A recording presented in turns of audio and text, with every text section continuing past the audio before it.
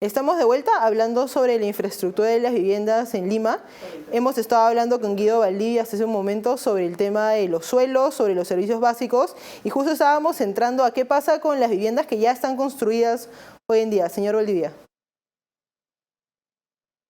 Bueno, hay un riesgo muy fuerte con las viviendas construidas de manera informal, ¿no? A veces se olvida que el Perú es una zona sísmica y Lima lo es, y tiene lo que se llama un silencio sísmico muy prolongado, lo cual quiere decir que cada vez nos acercamos más hacia un terremoto de gran magnitud.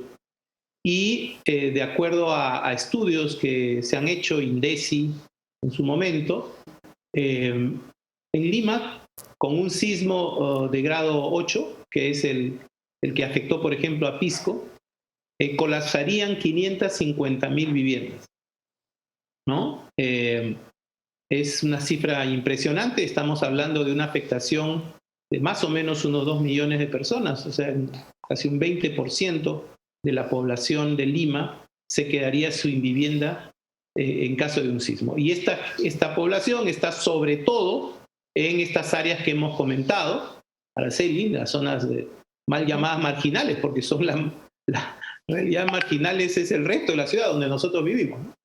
Y otra parte en las zonas antiguas que viven en Tugurios, por ejemplo, en el centro de Lima, en algunas partes de Barranco, en el Callao, ¿no? En La Victoria, por ejemplo, ¿no? Entonces sí hay una necesidad de atender a esta población. El gobierno tiene alternativas para eso, ¿no?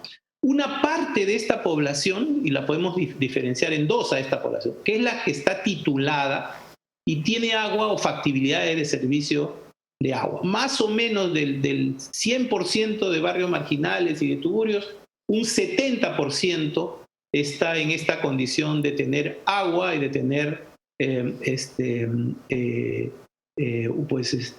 título de propiedad. El gran problema es que su vivienda es precaria. Entonces, el gobierno tiene un programa que se llama de construcción en sitio propio. Es decir, es un programa en donde pequeñas empresas constructoras ubican a esta población, las hacen postular a un subsidio y con el monto de este subsidio, más una cuota inicial que tiene que aportar la familia, aunque ahora por la pandemia se ha exonerado de esto, pero normalmente ellos aportan una cantidad muy pequeña de inicial, se les puede construir un módulo básico en material terminado, digamos, seguro, de 35 metros cuadrados, ¿no? Como estas son viviendas unifamiliares, deben estar preparadas para poder crecer tanto hacia el fondo del lote cuanto en segundo piso. Este programa ha entregado más de 350.000 viviendas de este tipo, no en Lima, sino en todo el Perú. Más o menos, digamos, se ha llegado a 1,5 millones de personas, ¿no? Pero se necesita una velocidad mucho mayor, ¿no? Entonces necesitamos que durante 15 años se produzcan 60.000 viviendas de este tipo. Hemos llegado en algunos años a 50.000. O sea que es factible hacerlo. Lo que pasa es que no se asignan recursos de manera permanente. Si nosotros le entregamos a este programa recursos para que hubieran 60.000 intervenciones al año, no solo en Lima, obviamente, en Lima debería ser la mitad, ¿no? Por densidad poblacional, pues en 15 años reduciríamos notablemente el riesgo de estas familias, que como digo es el 70% de la población pobre que vive en barrios marginales o en tugurios. El otro 30% ni siquiera tiene esta condición de propiedad o no tiene agua, ¿no? Y por lo tanto es muy difícil darle una vivienda. Más aún, muchos de estas viviendas están en área de riesgo, por lo tanto no se puede hacer una intervención ni darles agua porque evidentemente sería una inversión que al primer huaico, por ejemplo, o al primer deslizamiento se caería. Entonces, en este caso hay un programa que se llama de mejoramiento barrial, mejoramiento integral de barrios, que es una práctica mundial, ¿no? En todo el mundo subdesarrollado hay esta realidad y estos programas de mejoramiento de barrios ayudan, por ejemplo, a reforzar con muros de sostenimiento, ¿no? O ayudan a generar servicios de agua. En muchos casos las soluciones de agua tienen que ser autónomas porque no llegan las redes, ¿no? Entonces se requiere un tratamiento específico para estas zonas.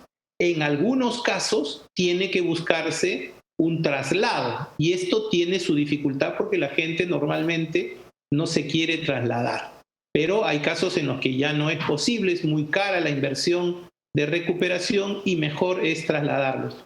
Afortunadamente ahora se pueden hacer proyectos de vivienda casi en cualquier distrito de Lima y entonces no hay necesidad de mudarlos, pues, como se hizo, ¿no? En Villa El Salvador, ¿no? Que invadieron en la zona de Surco, ¿no? Y los llevaron, pues, a Villa El Salvador, ¿no? Que fue un caso de éxito, pero en realidad muy controlado, porque normalmente la gente no está dispuesta a irse tan lejos.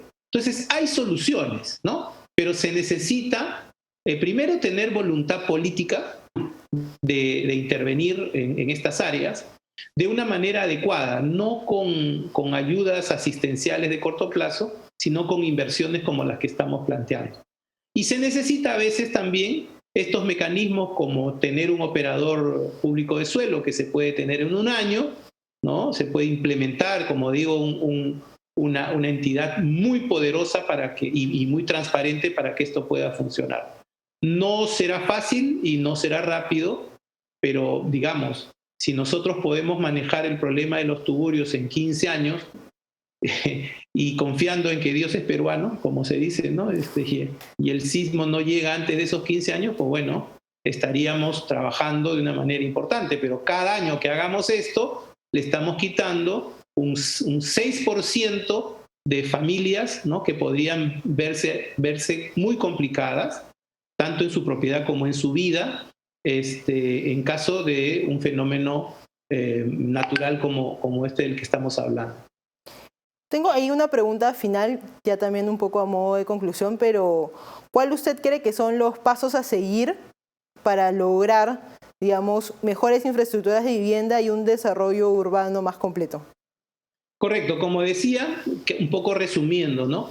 Tenemos que generar una oferta de vivienda y de suelo, primero suelo, luego vivienda, para estas familias, para evitar que siga creciendo el problema. Y para eso este operador puede ser un buen disparador, ¿no? Segundo, traer suelo privado también para este objetivo y en eso el hecho de que se invierta en agua para que estos proyectos sean viables es un incentivo muy fuerte y creo que en 5 años podría llegar a un nivel de ejecución importante. Dicho sea de paso, darle agua a estos proyectos te hace ahorrar entre 3 veces y hasta 10 veces darle agua en caso que estas familias se sigan asentando informalmente. O sea que esta inversión que estamos hablando es una inversión súper rentable para el Estado. Un segundo tema importantísimo es lo que ya está construido necesita ser corregido. Y necesitamos que este programa que te he mencionado, que es el de el de construcción en sitio propio, tenga 3 condiciones fundamentales. Una, recursos, llegar a las 60.000 viviendas, ¿no? Al año. Segundo, incorporarle un crédito para que en vez de tener 35 metros cuadrados puedan tener 65. Esto ya nosotros en Capeco lo hemos probado en algunos barrios con casas puntuales y sí funciona. Hay cajas municipales que están dispuestas a dar este crédito.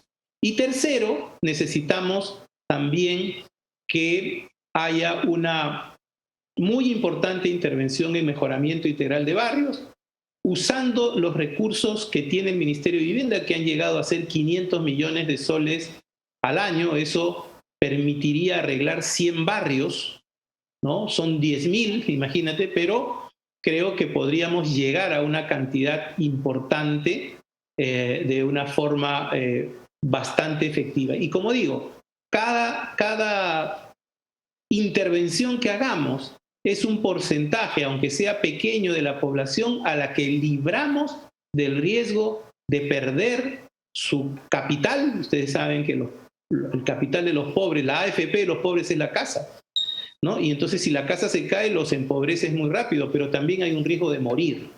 Y esto creo que es muy importante poder trabajar. Y en tercer lugar, ser muy eficientes en los proyectos de infraestructura vial, ¿no? Lima ya pues está jugado todo porque estamos atrasados y las líneas de metro llegarán. Pero ya tenemos que pensar en un sistema de transporte masivo para Arequipa, para Trujillo, para Chiclayo, para Piura, para Cusco, para Huancayo, para Iquitos. No podemos repetir el error que hemos cometido en Lima de no dotarlo de una infraestructura de transporte de calidad, simplemente por mirar a otro lado y no darse cuenta del problema. Que en Lima todavía sigamos,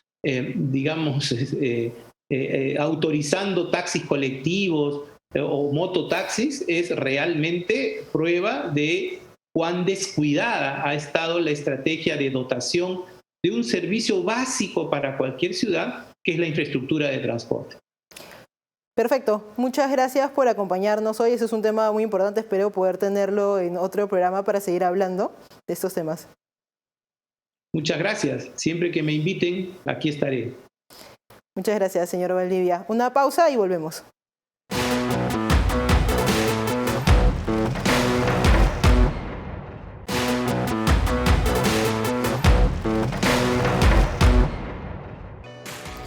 Estamos de vuelta ya para la última parte del programa, que son las conclusiones. Como hemos podido escuchar, hay mucho trabajo que hacer para entregar más servicios básicos a las personas y también para mejorar la infraestructura de las viviendas, especialmente pensando en un posible desastre natural. Esto fue todo por hoy, sin antes recordarles que tenemos todos nuestros programas en nuestro canal de YouTube, En Contexto, todo junto. Muchas gracias por acompañarnos. En Contexto llega gracias a Fundación Naumann, Universidad César Vallejo, examen de admisión 21 de marzo. Y los portales